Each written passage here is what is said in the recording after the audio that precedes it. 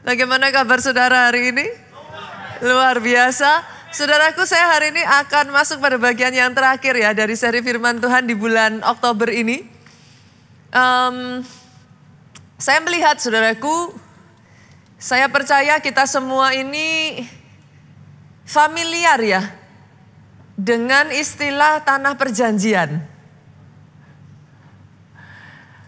Masuk tanah perjanjian. Satu term yang kita pakai untuk menggambarkan bagaimana Tuhan membawa kita itu masuk dalam penggenapan janji Tuhan.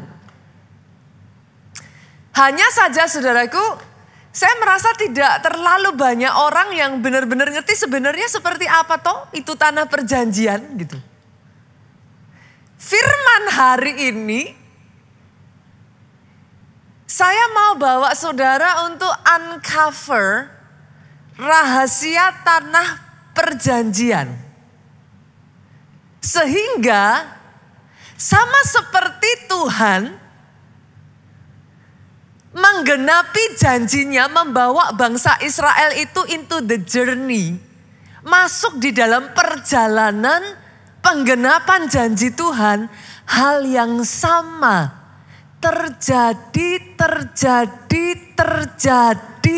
atas hidup pribadi, lepas pribadi. Kalau mau tepuk tangannya boleh yang paling meriah buat Yesus Tuhan kita. Saya akan ajak terlebih dulu saudara untuk melihat bagaimana cara Tuhan itu berbicara kepada bangsa Israel. Apa sih yang pertama Tuhan lakukan? Kita buka dari Ulangan pasalnya yang ke-8.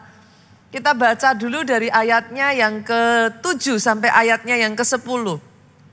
Yang sudah ketemu katakan amin. Boleh nggak saudaraku? Nanti di dalam firman ini kita akan baca banyak ayat dan cukup panjang. Boleh nggak kita bergantian baca?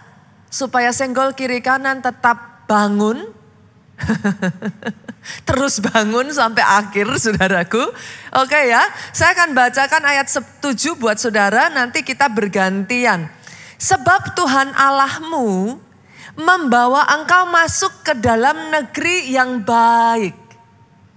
Tuhan itu pengen jelasin kepada kita, dia itu sedang berusaha untuk ngomong, ini loh maksudnya Tuhan itu apa? Tuhan kepengen bawa engkau masuk ke negeri yang baik. Itu maksudnya Tuhan. Lalu ayat ini mulai menjelaskan negeri yang baik itu yang seperti apa yang Tuhan maksud. Suatu negeri dengan sungai, dengan mata air dan danau yang keluar dari lembah-lembah dan gunung-gunung. Tuhan mulai kasih gambaran. Aku pengen bawa kamu ke negeri yang baik. Negeri yang baik itu yang kayak gini loh. Dia kasih gambarnya. Ayat 8 dengan suara keras 2-3. Suatu negeri dengan gandum dan jelainya. Dengan pohon anggur, pohon ara dan pohon delimanya. Suatu negeri dengan pohon zaitun dan madunya. Tuhan tuh ngomong, ini loh kayak gini loh yang aku mau lakukan. Dia mulai visualize it. Dia gambarkan, dia jelaskan. Lalu dia nggak berhenti sampai di situ. Dia kasih gambaran kepada kita, apa sih yang dia mau kerjakan atas kehidupan kita. Ayat 9 ngomong gini, suatu negeri di mana kalau tadinya engkau terus ada di dalam kekurangan. Sekarang aku mau bawa engkau makan roti dengan tidak usah berhemat. Jadi dia mulai kayak ngomong gitu. Tuhan tuh mulai kayak, ini loh yang aku punya buat kamu. Kalau saat ini keadaanmu terbatas, di mana engkau tidak akan kekurangan apapun, itu yang aku mau. Nah, Tuhan tuh mulai kasih gambaran. Suatu negeri yang batunya mengandung besi dan dari gunungnya akan kau gali tembaga. Bahkan tanahnya pun akan menghasilkan untuk engkau. Lalu ayat 10 ngomong seperti ini saudaraku, sama-sama dengan suara keras 2-3. dan engkau akan makan dan akan kenyang. Maka engkau akan memuji Tuhan Allahmu karena negeri yang baik yang diberikannya kepadamu. Tanah perjanjian itu satu tempat di mana engkau akan kenyang. Di situ hatimu akan penuh dengan puji-pujian. Pastor, what's your point? Ini yang saya ingin sampaikan, saudaraku. Yang pertama, Tuhan ingin kita tahu terlebih dulu bahwa yes, Dia punya rencana. Dia memaparkan rencana itu di depan saudara. Ini loh yang aku mau, ini loh I intend to do gitu. Saya nggak tahu sebagian dari saudara mungkin akan mengatakan kepada saya, Pastor, masa sih keadaan yang seperti saya ini memungkinkan? I don't care keadaan saudara seperti apa. Sebagian dari saudara akan ngomong seperti ini, Pastor, masa orang kayak saya ini bisa? Apa mungkin? I also don't care. Karena di sini Tuhan tuh cuma ngomong gini loh, this is what I have for you. I have a plan. Dan sekali lagi dia menjelaskan, dan rancanganku adalah rancangan yang mendatangkan kebaikan. Hari ini saya berdoa ya saudaraku, saudara bisa tangkap visinya dulu. Jangan banjiri Tuhan dengan apa yang ada di pikiran saudara. Boleh gak sih for once dengerin apa yang ada di pikirannya? Berapa banyak orang seringkali ngomong sama Tuhan, tapi kan, ini loh keadaanku, tapi kan. Boleh gak sih sekali-kali dengar Tuhan tuh maunya apa? Apa yang dia punya di hatinya dia buat saudara? Hari ini ya saudaraku, banyak orang tahu apa itu tanah perjanjian. Banyak orang tahu istilah masuk tanah perjanjian. Tapi gak banyak yang tahu. Itulah hatinya Tuhan buat saudara-saudara di tempat ini. Itu yang dia punya buat engkau. Saya tidak mendengar kata amin yang keras dari tempat ini. Dan saudaraku, saya ingin mengajak saudara hari ini masuk di dalam journey-nya. Yuk kita lihat prosesnya kayak apa. Dari Tuhan ngomong, this is what I have for you. Sampai dia bawa bangsa itu masuk ke tanah perjanjian. Ini yang mau saya tunjukkan kepada saudara. Sebagian dari saudara mungkin mengerti itu hanya sebagai terminologi gitu. Tapi hari ini boleh nggak saya tunjukin kepada saudara. Prosesnya itu kayak apa toh? Untuk masuk ke tanah perjanjian itu kayak apa? Kita buka ya saudaraku. Kita lihat dari Bilangan. Bilangan pasalnya yang ke-13. Ayatnya yang ke-17 sampai ayatnya yang ke-24. Ini ayatnya cukup panjang, saudaraku, stick di situ ya. Kasih tanda di situ. Saya akan ajak saudara kita nanti gantian. Saya baca ayat 17, saudara baca ayat 18, kita bergantian. Dimulai ayat 17 terlebih dulu. Maka Musa menyuruh mereka untuk mengintai tanah Kanaan. Perhatiin ya. Tadi dia sudah ngasih ke kita ngerti nih. Ini loh yang aku punya. Dia kasih gambarannya. Kayak gini nih loh yang aku mau. Boleh gak kita sepakat singkirin dulu semua pikiran kita? Because my ways are not your ways. Jalanku bukan jalanmu, pikiranku bukan pikiranmu. Unless kita nyingkirin dulu pikiran kita gak akan pernah bisa ngerti pikirannya Tuhan. Itu yang pertama dulu ya saudaraku. Terus sekarang Musa ngomong sama bangsa Israel. Setelah nerima perkataan Tuhan itu Musa ngomong. Oke, sekarang pergilah untuk mengintai tanah Kanaan. Apa yang dimaksud Musa? Disuruh ngamati. Take a peek bu, diintip. Kita lanjutin ya. Pergilah dari sini ke tanah Negeb dan naiklah ke pegunungan. Maksudnya gimana? Kalau sudah dapat janjinya Tuhan, jangan diam saja. Go. Pergi. Dilihat. Yang namanya mengamati, saudaraku, itu bukan cuma ngelihat. Dilihat dengan cermat. Kalau sudah dapat janjinya Tuhan, jangan diem, disurvei, dipelajari. Ayat 18 ya, kita lanjut ya. Dengan suara keras yuk, sama-sama biar gak ngantuk saudaraku, karena pagi-pagi gitu. Udaranya enak kan. Oke, dengan suara keras 2, 3. Dan amat-amatilah bagaimana keadaan negeri itu. Apakah bangsa yang mendiaminya kuat atau lemah? Apakah mereka sedikit atau banyak? Saudara perhatikan. Disuruh ngelihat lebih jelas lagi. Musa tahu loh saudara. Satu hal yang harus saudara punyai kalau mau rencana Tuhan itu digenapi dalam kehidupan saudara. Saudara harus bisa lihat visinya dulu. Itu sebabnya kepada Abram, Tuhan ngomong apa? Keluar dari tendamu.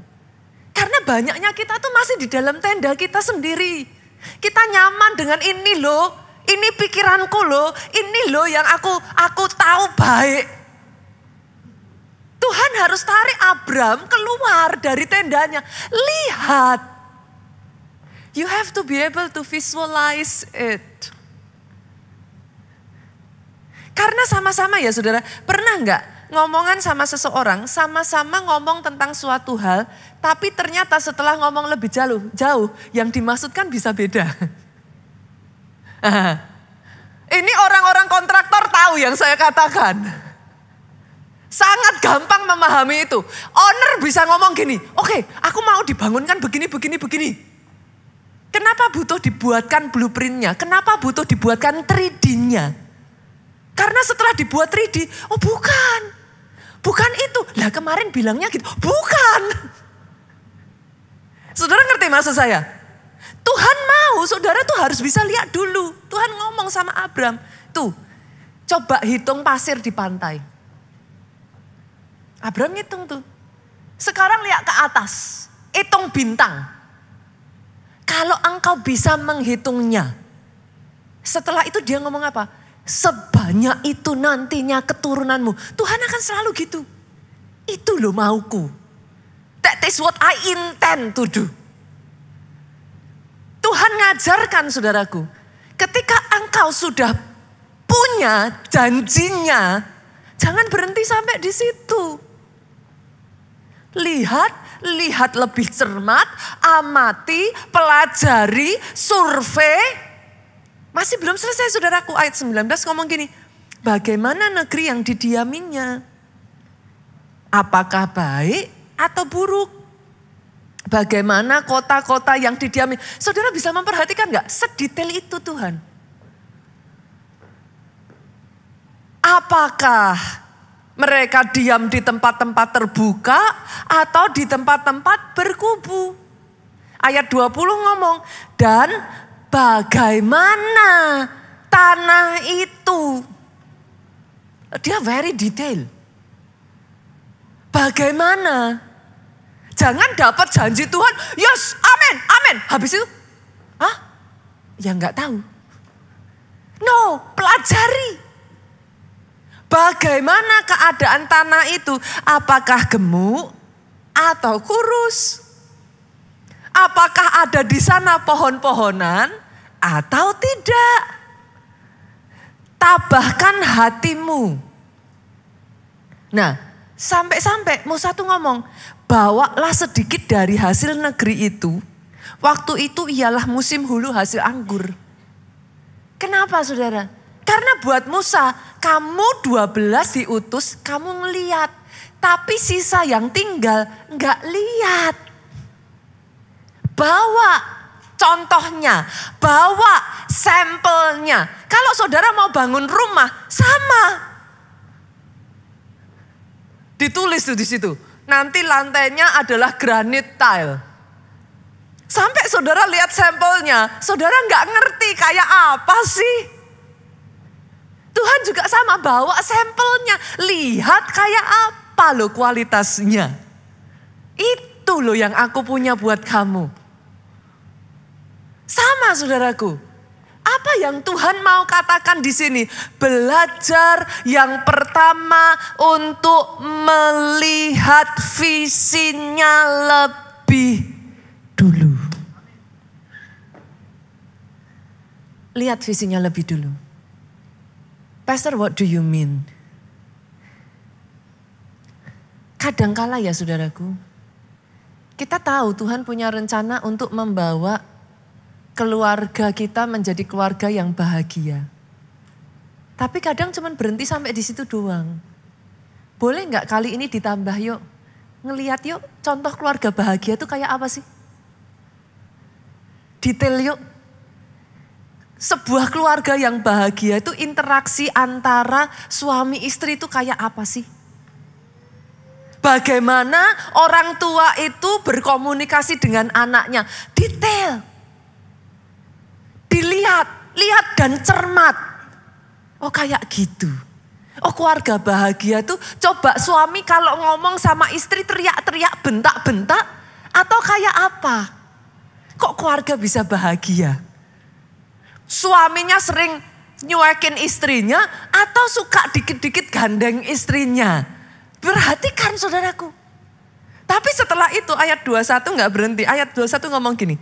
Mereka pergi ke sana, lalu lihat ini saudaraku. Mengintai negeri itu dijalani saudara.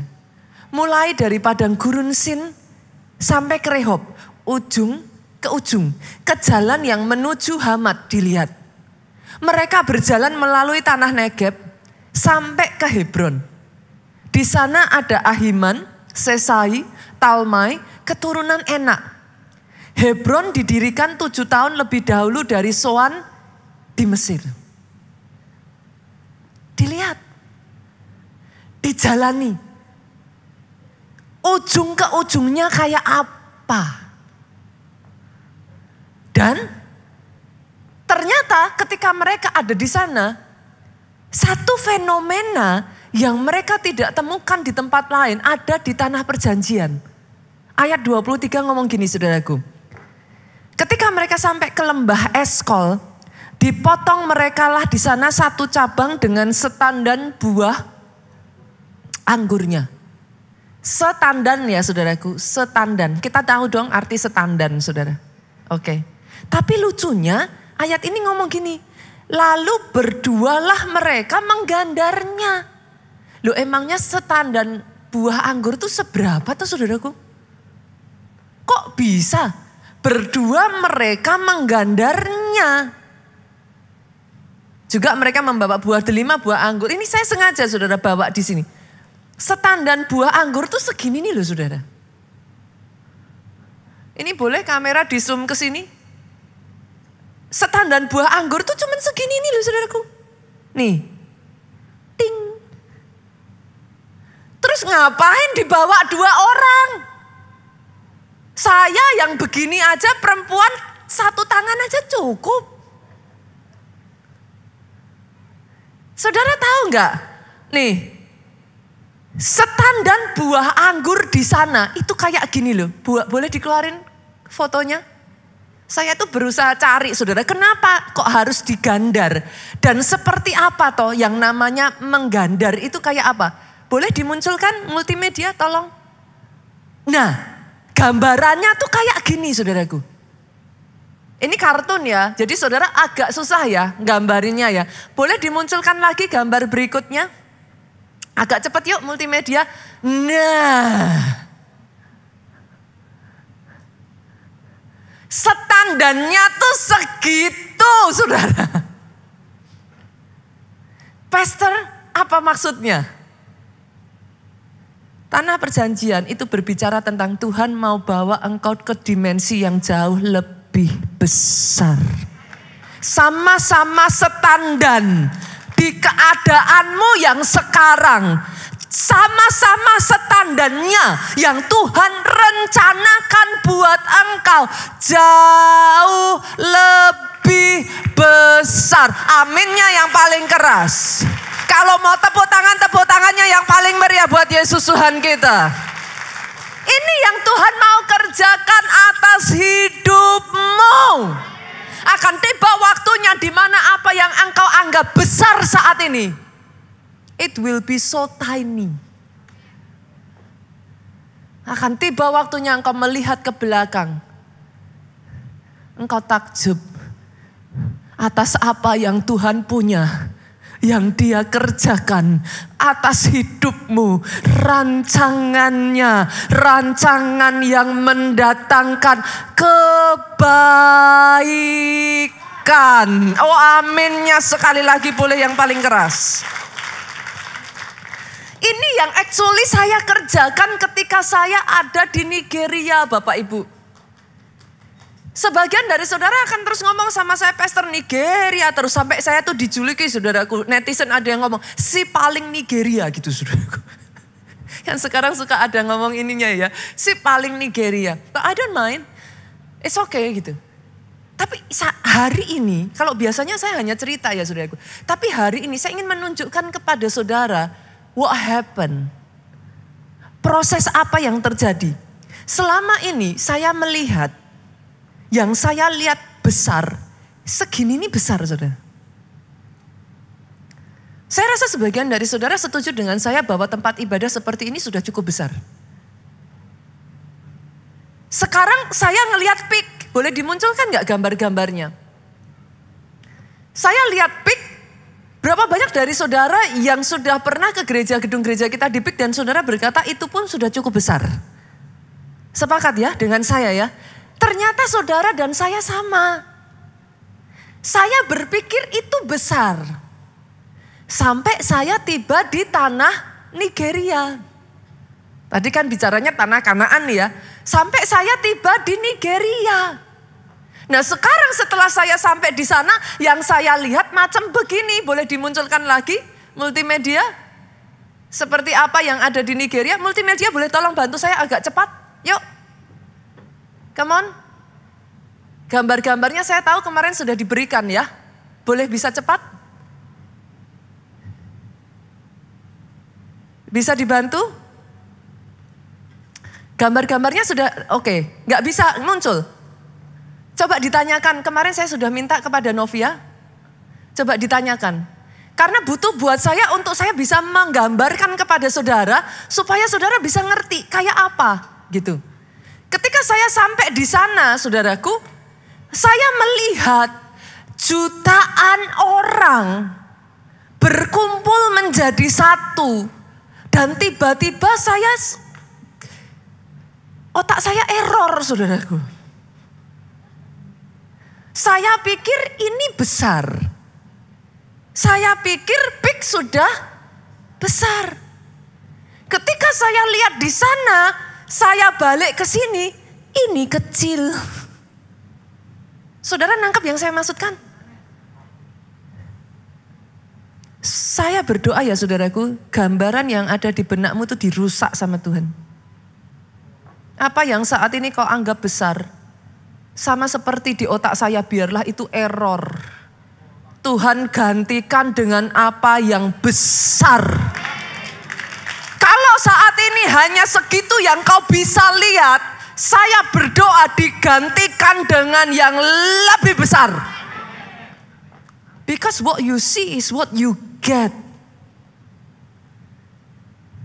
Saya berdoa kalau hari ini keluarga yang kau lihat, yang namanya sebuah keluarga itu penuh dengan pertengkaran, yang namanya sebuah keluarga, yang namanya pernikahan itu penuh dengan percekcokan. Saya berdoa itu digantikan, saudaraku. Karena saya tahu ada sebagian orang berkata kepada saya, Pastor, saya nggak mau menikah. Adik saya menikah dan hampir bercerai. Kakak saya menikah dan lihat pertengkaran sepanjang waktu. I don't wanna get married.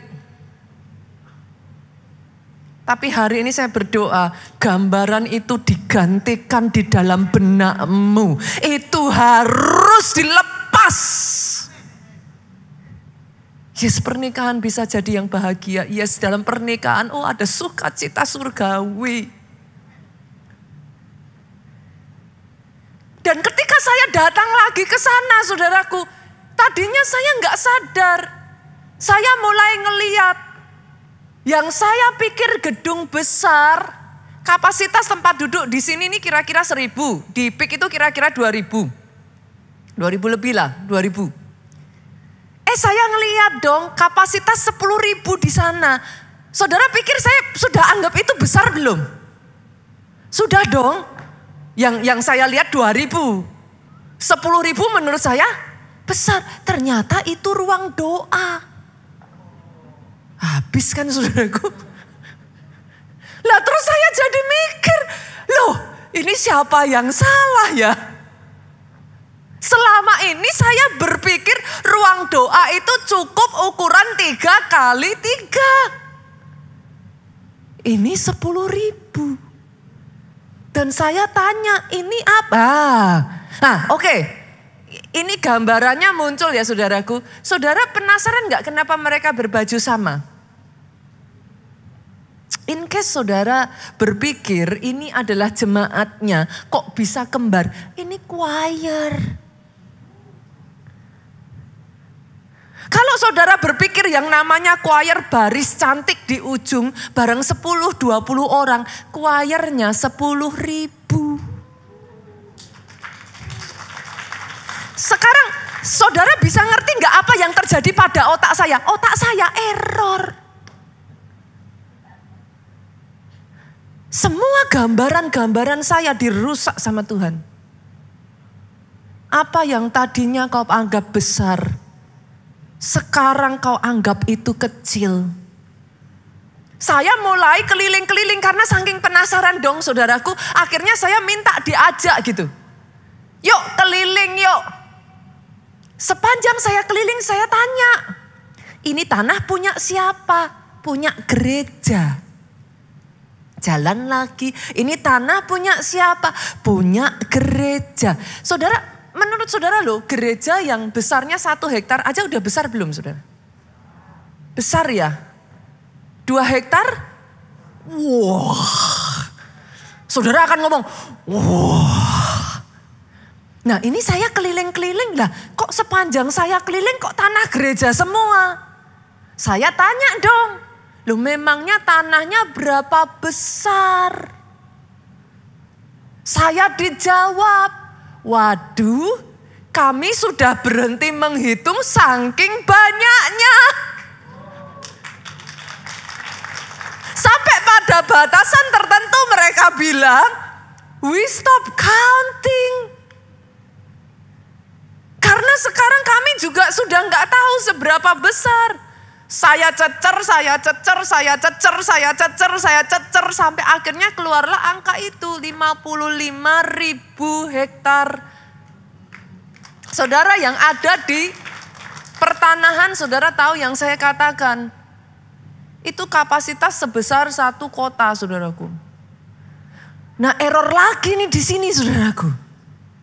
Saya mulai mikir, ini gereja atau developer ya?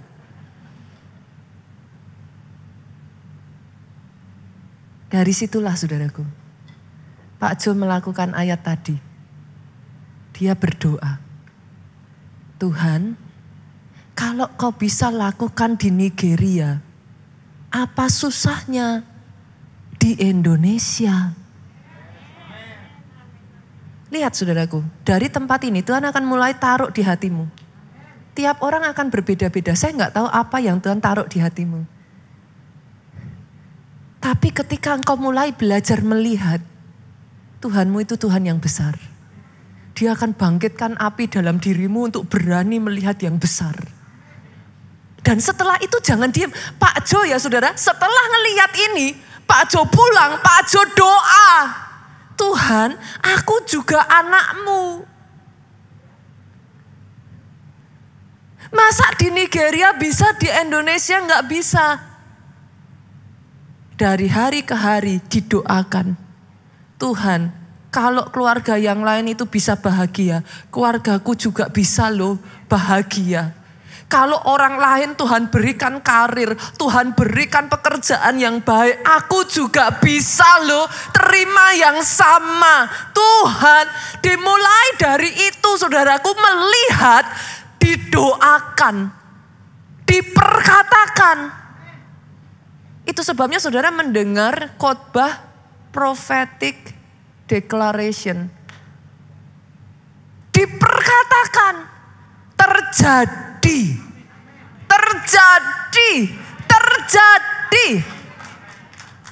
Dari situ Pak Jo mulai cari. Untuk bikin seperti itu butuh tanah. Satu kali di kota Solo Pak Jo mikir, di mana ini?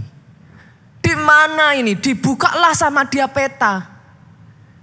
Daerah mana yang tanahnya masih gede? Dibukalah peta itu tumpang tangan dalam nama Yesus. Yang di Nigeria jadi di Indonesia. Mulai dikerjakan saudaraku. Lalu saudara tahu apa yang Pak Jo lakukan?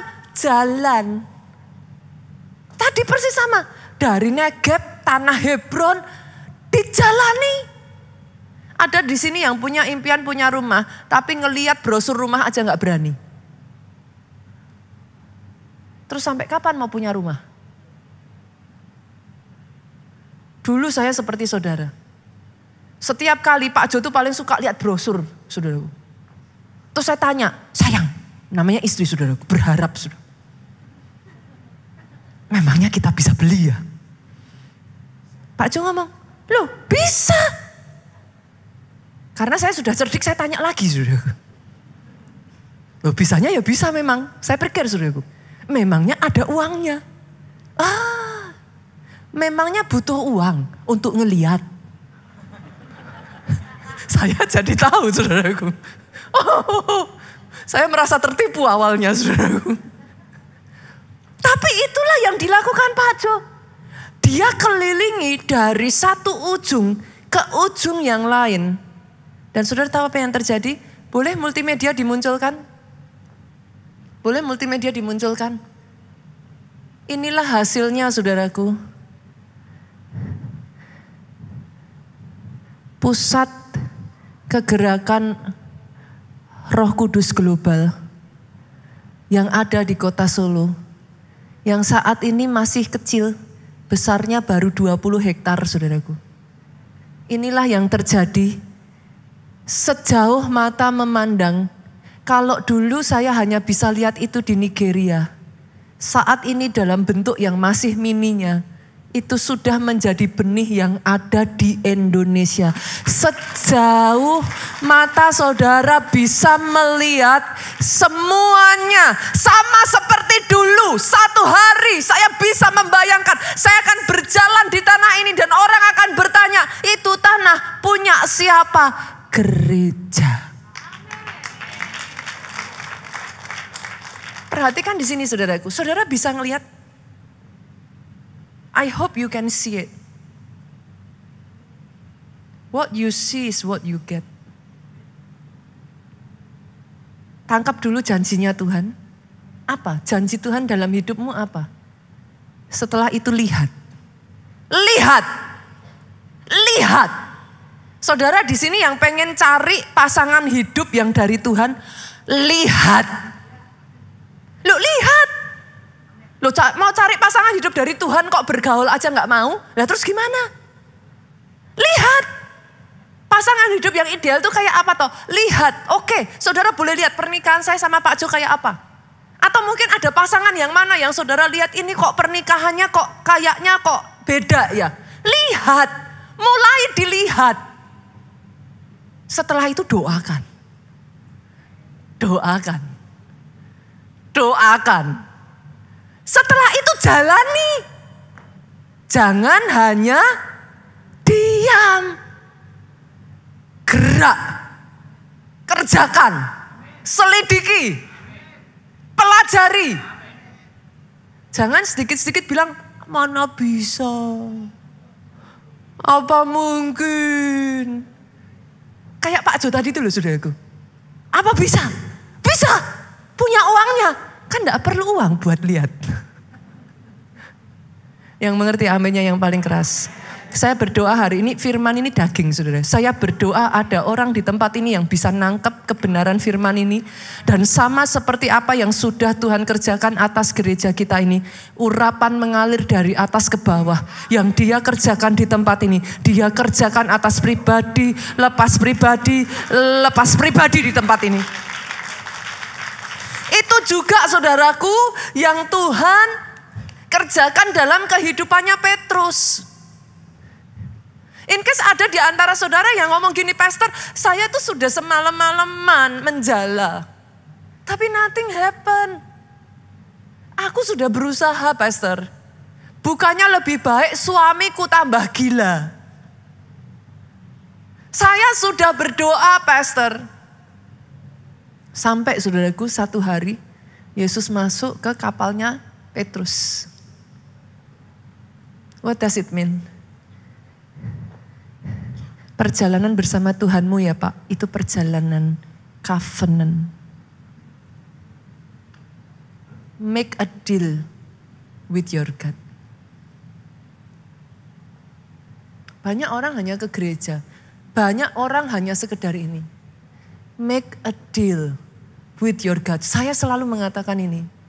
Make a deal with your God because He is a covenant God. Baca deh Alkitab. Perjanjian lama, perjanjian baru. Dia bikin perjanjian sama Musa. Dia bikin perjanjian sama Abraham. Dia bikin perjanjian sama Daud. Dia satu demi satu. He is a covenant God. Make a deal. Sejak Petrus membuat perjanjian, Yesus ngomong, Petrus berlayar lebih dalam. Petrus ngomong, Tuhan sudah semalam-malaman doa aku menjala. Aku gak dapat apa-apa. Tapi karena Engkau yang mengatakannya, aku akan melakukannya. Itu make a deal, saudara. Tuhan, tapi,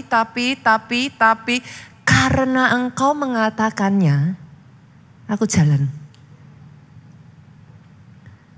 Perjalanan dengan covenant itu membawa Petrus saudaraku. Yang tadinya jalannya sama, lautnya sama, kapalnya sama. Petrusnya sama. Apa yang berbeda di situ? Ada Yesusnya. Yesusmu ditaruh di mana saudara? Kalau saudara sadar bahwa saudara make the covenant with Him, saudara akan pastiin tuh satu demi satu yang saudara lakukan according to the deal.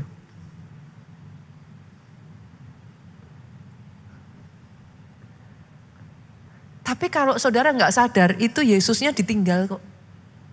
Saudara kerjakan semua menurut pikiran kita. Tanya nggak tuh? Konsult sama Tuhan nggak tuh? Bener nggak ini yang Tuhan mau? Bener nggak ini partner yang ditunjuk Tuhan? Tepat nggak timingnya? Konsult nggak sama Tuhannya? The moment Peter enter into the covenant, saudaraku. Jala itu ditebarkan, Petrusnya sama, jalannya sama, kapalnya sama, lautnya sama. Tapi jala itu tidak cukup, tidak muat untuk menarik ikan yang begitu banyaknya. That is the journey of a covenant, saudaraku. Saya ingin mengajak saudara untuk memahami, tangkap visinya. In case sebagian dari saudara ngomong, pastor kenapa ke Nigeria terus? Pernah enggak saudaraku main permainan yang saudara disuruh lihat gambar terus suruh gambar? Saya tanya, sekali lihat gambar bisa langsung gambar semuanya enggak? Hah? Setelah jadi di samping-sampingin, saudara ngerasa saudara sudah tahu gambarnya. Tapi saat saudara gambar, beda enggak? Beda. Kenapa saya ke Nigeria, saudaraku? Saya ngeliat lagi, ngeliat lebih detail, dilihat lagi. Setelah itu saya jejerin, sama enggak? Masih beda, kerjakan lagi, kerja lagi, kerja lagi, kerja lagi. Lihat lagi. Habis lihat pulang, kerjakan lagi, disamain lagi. Sudah sama belum? Masih belum. Kerjakan lagi, kerjakan lagi, kerjakan lagi. Doa saya hari ini saudara menangkap the secret behind tanah perjanjian. Engkau bisa melihat. Nah sekarang saudaraku, saya ingin mengajak tuh. Tadi setandan anggur gedenya kan cuman segini ya harusnya ya. Betul ya, ini normalnya. Kok di tanah perjanjian anggurnya bisa segede itu? Kita bingung dong. Apa yang membedakan? Yuk kita buka ayatnya. Kita akan belajar saudaraku. Apa yang terjadi di balik tanah perjanjian itu? Apa yang membedakannya? Ulangan pasalnya yang ke-11. Ayatnya yang ke-10 sampai ayatnya yang ke-15. Ulangan pasalnya yang 11. Ayatnya yang ke-10 sampai ayat yang ke-15. Ngomong kayak gini. Sebab negeri kemana engkau masuk untuk mendudukinya. Bukan negeri seperti tanah Mesir. Mesir itu udah negeri yang hebat saudara. Zaman itu Mesir itu adidaya. Dari mana kamu keluar? Tuhan itu bandingin. Kamu keluar tau dari Mesir? Itu yang kamu anggap hebat kan? Itu yang kamu anggap negara adidaya kan? Tuhan ngomong, negeri yang nantinya aku berikan itu enggak sama kayak Mesir. Mesir adalah yang terjauh yang mereka lihat tentang kehebatan dan kebesaran, kemakmuran sebuah negara saudara. Tapi Tuhan ngomong, enggak kayak Mesir. Yang setelah ditabur dengan benih, kau harus kau airi dengan jerih payah seakan-akan kebun sayur. Wow. Tapi lihat saudaraku, tetapi negeri kemana kamu pergi untuk mendudukinya ialah negeri yang bergunung-gunung dan berlembah-lembah yang mendapat air sebanyak hujan yang turun dari langit. Garis bawahi kata ini ya saudaraku. Negeri itu mendapat air sebanyak hujan yang dari langit. Suatu negeri yang dipelihara oleh Tuhan Allahmu. Mata Tuhan Allahmu tetap mengawasinya dari awal sampai akhir tahun. Perhatikan baik-baik saudaraku. Air itu jadi faktor penentu. Air menentukan produktivitas. Saya ulang ya saudaraku ya. Air itu menentukan apakah di satu tempat itu bisa berbuah dengan lebat, ada kehidupan di dalamnya atau tidak. Artinya, boleh nggak, setuju nggak kalau saya bilang gini? Kalau nggak ada air ya nggak ada kehidupan. Lo sederhana aja lo, saudara minum apa? 70% dari tubuh kita, cuci piring pakai, mandi pakai, cuci mobil pakai, nggak bisa pakai minyak kan saudara? Semahal-mahalnya minyak gitu, sehebat-hebatnya minyak. Kehidupan itu muncul dari air. Tidak ada air, tidak ada kehidupan. Sedikit air, sedikit kehidupan. Melimpahnya air, melimpah kehidupan. Ayat ini ngomong, negeri tempat aku berikan kepadamu itu, airnya sebanyak hujan turun dari langit. Pastor, poinnya apa? Buat pohon, buat tanaman, Pak, air itu segalanya. Air sangat menentukan. Dia menentukan faktor produktivitas, dia menentukan faktor kesegaran. Buat manusia, air itu seperti semangat. Sama-sama melakukan sesuatu dengan dan tanpa semangat, beda hasilnya. Di sini berapa banyak yang dulu kemarin semasa pandemi sering meeting online? sering Zoom meeting atau Google apalah saudaraku. Oke, saya tanya nih, sama-sama meeting saudaraku dengan semangat dan tanpa semangat beda atau sama? Bedanya apa? Meeting tanpa semangat, ngantuk. Loh jujur loh saudaraku, ngantuk. Tapi Pak, pernah nggak saudara meeting dengan semangat? Tiba-tiba ya saudaraku, terjadi ini, terjadi itu. Tiba-tiba ada ide brilian. Ada tiba-tiba apa yang saudara pikirkan jadi solusi menyelesaikan masalah. Sama.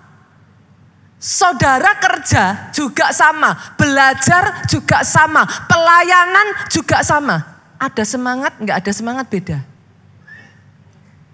Para pelajar di sini kalau ada yang masih kuliah ya, kalau enggak semangat belajarnya seolah-olah sehari terasa setahun. Lama, ini guru kok enggak selesai-selesai. Tapi kalau semangat, saudara ngerasa enggak? Kayak dapat lagi. Dapat lagi, saya hari ini belajar sesuatu. Saudara bisa ngerti yang saya maksudkan? Semangat menentukan. Semangat menentukan. Hari ini ya saudaraku, Amsal 18 ayat 14 itu ngomong kayak gini saudara. Orang yang bersemangat dapat menanggung penderitaannya. Tetapi siapa yang memulihkan semangat yang patah? Seringkali yang jadi masalah, semangat itulah yang menopang engkau di masa sukar. Tapi di masa sukar semangatmu hilang. Banyak orang yang ngomong sama saya, Pastor sudah tak semangatin. Tapi enggak bisa tuh Pastor. Itu sebabnya Yesaya 40 ayatnya yang ke-31 kemarin ngomong saudaraku. Tetapi orang-orang yang menanti-nantikan Tuhan mendapat kekuatan baru. Seumpama Raja Wali naik terbang dengan kekuatan sayapnya. Dia berlari tidak menjadi lesu. Dia berjalan tidak menjadi lelah. Doa saya ya saudaraku, itu yang terjadi atas kehidupan saudara. Kenapa? Karena saudaraku, bahkan di tengah kemenangan besar, saudara itu bisa capek. Itu yang terjadi pada Elia. Menang lawan 400 Nabi Baal. Itu menang apa kalah? Menang. Tapi katanya seperti kepingin mati rasanya. Hari-hari ini saya menemukan satu fenomena yang terjadi di seluruh dunia saudaraku. Yang saya sebut sebagai fenomena kelelahan. Oh benar, banyak orang capek hari-hari ini. Bahkan ya saudara, saya kemarin pergi ke Amerika ya saudaraku. Hal yang maksudnya kalau itu di Indonesia saya tidak terlalu kaget lah saudara. Tapi karena itu di Amerika saya tuh sampai hampir nggak percaya saudaraku. Saya tuh kemana-mana pergi ketemu yang namanya homeless. Homeless literally beneran, saya nggak tahu kemarin saya udah minta, seperti ini saudaraku. Saya jalan ke tempat-tempat yang bahkan best of the bestnya mereka ya, Third Promenade Street, itu homeless ada di sana. Banyak tempat-tempat yang harusnya nggak ini Amerika loh, come on, ini bukan third country gitu, ini Amerika gitu. Dan saya tanya, emangnya pemerintah nggak punya dana apa untuk mengentaskan mereka, ngasih mereka pekerjaan? Bukan masalah nggak bisa mengentaskan, ngasih pekerjaan, ngasih rumah. Perhatikan ini saudaraku. Mereka capek di dalam. Badannya masih kuat. Tubuhnya tuh seger, bisa kerja. Tapi capeknya di dalam. Hari ini saya berdoa ya saudaraku, engkau yang ada dalam keadaan seperti ini ya, semangatmu dibangkitkan kembali. Semangatmu dikobarkan kembali. Semangatmu diangkatkan kembali. Engkau butuh sama seperti Elia, disuruh makan, disuruh tidur. Kalau butuh tidur ya tidur, makan ya makan. Tuhanmu aja bahkan gak ngeroh saudaraku. Kurang tidur itu gak baik. Keletihan dalam waktu lama itu gak baik. Itu merusak jiwa. Disuruh tidur. Tahukah saudara yang sedang gak semangat, justru gak mau makan, disuruh makan. Loh Tuhan itu kan gak ngeroh saudaraku. Dikasih makan, Dikasih makan, kenapa? Sama seperti Elia, Tuhan mau bawa engkau to the next journey. Perjalananmu belum selesai. Elia sudah menyelesaikan perbuatan ajaib yang pertama, saudaraku. Dia menghabiskan 400 nabi Baal, saudara. Dia membawa bangsa Israel berbalik kepada Tuhan. Itu sudah luar biasa. Tapi hari ini buat saudara yang sudah dibawa mengalami perkara besarnya Tuhan. Saya punya kabar baik buat saudara. Itu belum cukup. Itu belum cukup. Dia mau bawa engkau ke journey berikutnya. Visi Tuhan atas hidupmu belum selesai. Rencananya atas hidupmu belum selesai. Dia mau bawa engkau lebih lanjut lagi. Ada yang lebih besar lagi. Oh, Elia harus mendatangkan hujan turun setelah 3,5 tahun. Kalau hari itu dia berhenti di sana, saudaraku, hujan tidak turun setelah 3,5 tahun. Tuhan harus membawa semangatnya bangkit lagi. Tuhan harus membangkitkan Elia lagi. Sama seperti Samson. Saya akan tutup dengan ini, saudaraku. Setelah Samson berperang, saudara, dia menang. Tapi ayat ini menyatakan Samson hampir mati gara-gara kehausan. Bicaranya soal apa, saudara? Air. Saudara boleh menang ya, tapi setelah menang, habis menang, pernah nggak ngalami saudara dibawa ke titik tinggi tapi habis itu bosen, jenuh. Terus kayak luntang-lantung, aku nggak tahu apa yang harus aku kerjakan. I don't have a vision. Hari ini Tuhan mau kasih engkau visi yang baru. Supaya apa, saudara? Lihat ini, saya tutup dengan ayat terakhir. Yesaya 47 ayatnya yang ke-12. Ini yang Tuhan akan kerjakan dalam hidupmu. Pada kedua tepi sungai itu tumbuh bermacam-macam pohon buah-buahan. Dalam kehidupanmu ya saudaraku, daunnya tidak layu. Dalam kehidupanmu, buahnya tidak habis-habis. Produksi satu, produksi lagi. Satu kemenangan, kemenangan berikutnya, kemenangan berikutnya lagi. Tiap bulan ada lagi buahnya yang baru. Tiap bulan ada lagi mujizat yang baru. Pertolongan yang baru, cerita yang baru. Sebab pohon-pohon itu mendapat air dari tempat kudus. Ternyata air bukan hanya berbicara soal semangat. Pohon itu dapat air dari tempat kudus. Ada hadirat Tuhan yang terus mengalir di hidupmu. Ada urapan Tuhan yang terus mengalir di hidupmu. Air kehidupan firman terus mengalir di hidupmu. Dan apa yang terjadi, saudaraku? Buahnya menjadi makanan. Oh, engkau jadi orang-orang yang kalau dimakan enak. Orang tasting your life, orang bisa bilang ini mateng. Orang gak makan buahmu, terus orang bilang kok kecut ya. Kok pahit ya. Engkau mendapat air dari tempat kudus. Sehingga buahmu bisa dimakan. Dan lihat daunmu menjadi obat.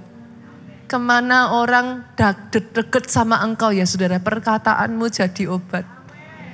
Tindakanmu jadi obat. Once again ya saudaraku, kenapa Tuhan mau bawa kau ke tanah perjanjian? Bukan untuk enak-enak, kipas-kipas. Pertama, supaya namanya dipermuliakan. Yang kedua, ketika namanya dipermuliakan, dia menarik banyak orang datang kepada dia. Jadi atas hidupmu. Bangkit berdiri jemaat Tuhan. Pertolonganku datang darimu.